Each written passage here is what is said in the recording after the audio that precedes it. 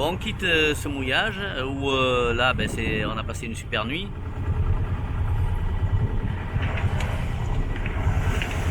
Il y a un petit peu d'air, hein, donc je sais pas, on a 10 nœuds de vent, donc un petit 3-4 quoi. Et c'est parti mon kiki. Comme ça toute la journée, je signe. Il va falloir qu'il se presse un petit peu, Tintin. Parce qu'il traîne l'annexe et puis voilà. Et il est sur ma route, forcément. Ça devrait passer. Si ça passe pas, je suis obligé de faire un virement de bord. C'est quand même terrible ça. Tranquillement. Mais bon, il va pas me faire de vagues. Bon, mais bateau moderne, mais beau. On est toujours sous voile, donc on aperçoit toujours, à part pour les îles de l'Érins, on est demi. Donc ça marche pas trop mal, on est au très serré, on marche à 6 nœuds. On a 13 nœuds de vent apparent, ce qui fait qu'on a un petit nœud, 8-10 nœuds. C'est confortable. Ça va être une superbe traversée, la mer est belle, voilà, tout va bien. On aperçoit la Corse maintenant, dans le fond, dans la brume, mais on est à 60 000 en haut du Cap Corse et 55 000 de Cadiz. Voilà. Donc nous on va Cap Corse, théoriquement, soit Massinatro, soit Saint-Florent. Je verrai demain matin. Donc petit aparté, il faudrait que je vous explique quelque chose. Voilà, ben, c'est vrai que faut pas croire que je suis parti. Bon, c'est vrai que j'ai le bateau, il est beau, ok, je le soigne et tout, l'anti-fouling, oui, mais je suis pas parti comme ça. L'an dernier, le moteur, j'ai fait la vidange avant de rentrer pour l'hivernage, donc ça c'était fait, mais tout était vérifié, les filtres à gasoil étaient changés, tout l'entretien du moteur complet, y compris l'inverseur. Donc je pars pas les doigts dans une nose et on part pas comme ça. Donc s'assurer que tout marche bien, son moteur. Après, quand j'ai caréné, ben, les anodes sur l'hélice propre bien sûr, mais regardez que sa bague des tambours n'est pas de jeu, que ça, voilà. Il y a plein de choses qui ne s'affuient pas, le pince et tout. Ben là c'est un peu presque tout Volvo, il suffit de pincer qui est bien chassé l'air. Parce que c'est ce qui fait son bon fonctionnement, sinon il se crame en moins de temps. Après, il y a autre chose, la première chose que j'ai fait, qu'on fait avant de partir aussi, comme on fonctionne van ouvert, les toilettes, moi c'est du systématique, hein, le kit toilette, le kit joint est changé complet. Complet. Bon, j'ai une dame à bord et avec moi, ben, c'est normal, voilà, on va pas ouvrir, fermer les vannes. On risque d'en casser une ou qu'elle reste fermée ou un problème. Donc les vannes restent ouvertes en navigation, pour moi. Après si vous les fermez, vous les laissez fermer. Voilà, on ne touche plus aux vannes en navigation. Ça c'est. Merci Maurice, il m'a toujours expliqué ça et c'est lui qui a raison. Bon, la vanne moteur est ouverte forcément et les vannes des éviers sont ouvertes aussi. Voilà, qu'est-ce qu'il y a eu encore à s'assurer que toute son électricité, ben voilà, moi j'ai regardé à la veille de partir, ben, que tous mes feux de navigation, tout marchait. Quoi dire de plus, les voiles forcément, hein, les voiles, la garde-robe est importante, je dis toujours. J'ai vérifié toujours, je monte au mât, vous le savez, je monte au mât tous les ans et je vérifie à chaque fois mes ancrages de vent, galopant, je regarde s'il n'y a pas de gendarme, s'il n'y a pas de détournage, s'il n'y a pas de tout. Et le plus important, c'est la rouleur de Génois. Je regarde bien ça là-haut. Bon, il est surdimensionné, moi ça doit être mieux. C'est du 5 ou 6, c'est du 5, à minimum du 5. C'est énorme. Voilà. Bien préparer son départ. On part pas comme ça. Je suis pas parti. Si j'avais pas été prêt, je ne serais pas parti. Donc voilà, et puis le confort, et puis après le reste, ben, c'est que du bonheur. Hein. Mais préparez bien votre bateau. Toujours, il y a trop de personnes qui montent sur les bateaux et qui après ont des soucis, et puis ça gâche les vacances. Ça gâche le plaisir. C'est pas parce qu'il marche bien en fin de saison que quand vous le reprenez, tout va aller comme sur des roulettes.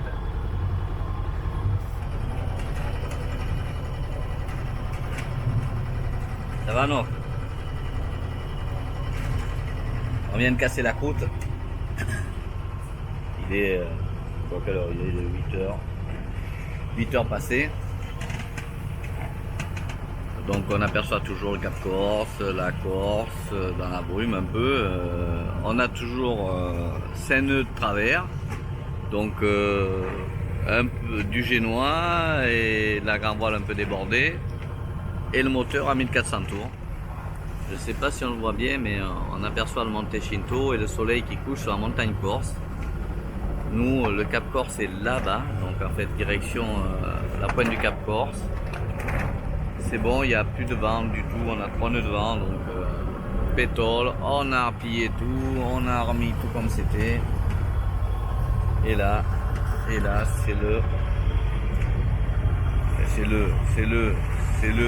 en train de se coucher, quoi. Le coucher de soleil, côté ouest sur le continent. Nous avons un clair de lune, mais d'une beauté. Bon, c'est tout ce que vous pourrez voir, le reste c'est tout noir.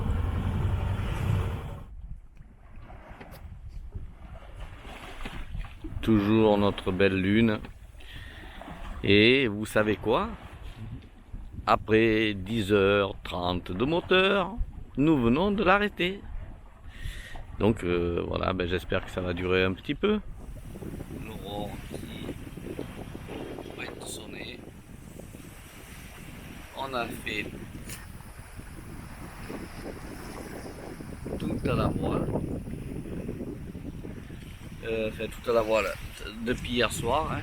Donc à partir de 10h et de 22h jusqu'à maintenant, et on va finir comme ça.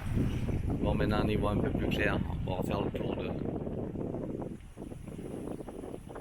la playa qui est juste là. Elbe au fond. Oups. On fait le tour du propriétaire.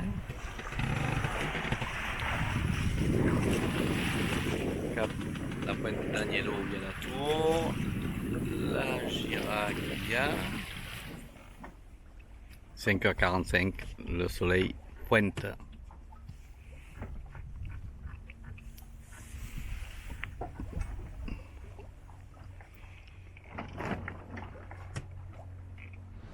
Maintenant qu'il fait un peu plus clair, peut-être que voilà, je vais vous faire le point quand même de notre traversée. Nous sommes partis hier à 8h du matin dès les Reims. On a mis directement les voiles à la sortie du bras des îles. Et on a fait de la voile donc de 8h à peu près jusqu'à midi. À midi, ben, ça a calé.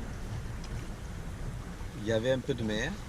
Et donc on a encapé le moteur.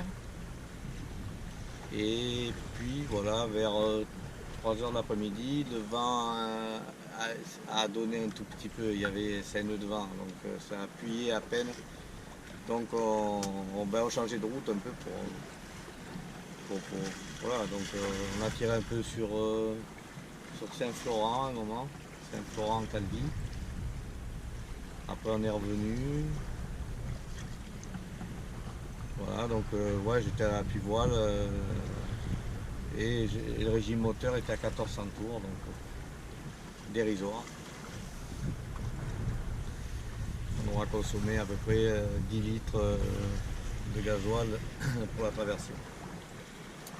Donc à 10h du soir, eh bien, le vent a donné et on a remis les voiles et depuis on est sous voile.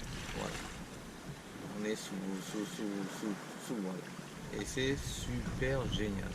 On a fait toute la nuit comme ça. C'est la première fois que ça nous arrive. C'est bien. Bon, pas trop fatigué. Là donc, t'as dormi toi? Bon, elle est déjà elle est dans ses photos. Elle a filmé au moins 10 fois la Corse. C'est pas un téléphone qu'il lui faut, c'est un disque dur. Après il va me dire il est plein, il est plein. Pourtant celui-là il y a des gigas, mais Il n'y en aura pas assez, je pense. Voilà, on arrive à Massinaggiò. Là, c'est le moulin de Tossa.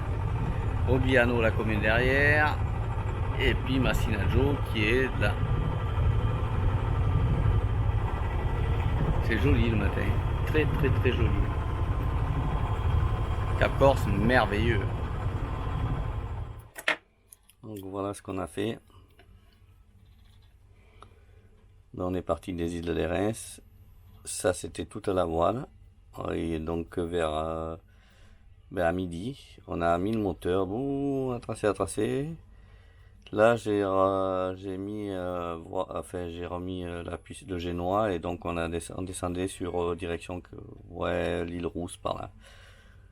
Et puis le vent tournait un petit peu, donc là, ça devait être minuit. Non, je dis des bêtises. 10 h du soir. À 10 h du soir, ah ben voilà, on s'est tapé tout ça à la voile. Et on est où? Ah, Massinaggiò, ici. Tac. Donc on est passé de la Giraglia. On a fallu la grande voile là. Ouais, voilà, en fait, on a arrêté, on a mis le moteur ici. 131 000. 23 heures. C'est bien. Super nave, bien.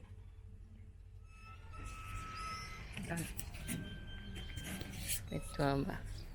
Tu vas où, capitaine? Faire les courses. Où ça?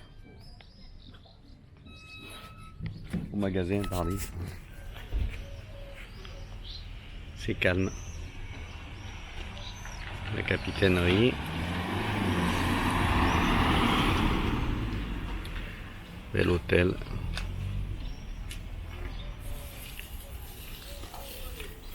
La taille attend sous les poubelles. Sous un Ibiza. Ça, c'est un Ibiza.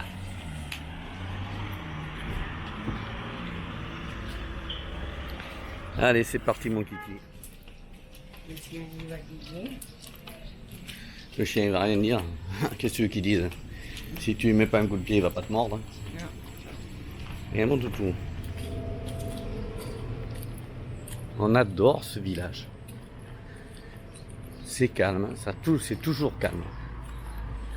Si on se fait pas écraser, mais c'est toujours calme. Toujours.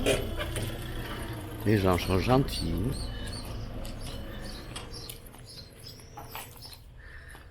C'est paisible, mais qu'est-ce que ça fait du bien. Qu'est-ce que ça fait du bien sans cette agitation.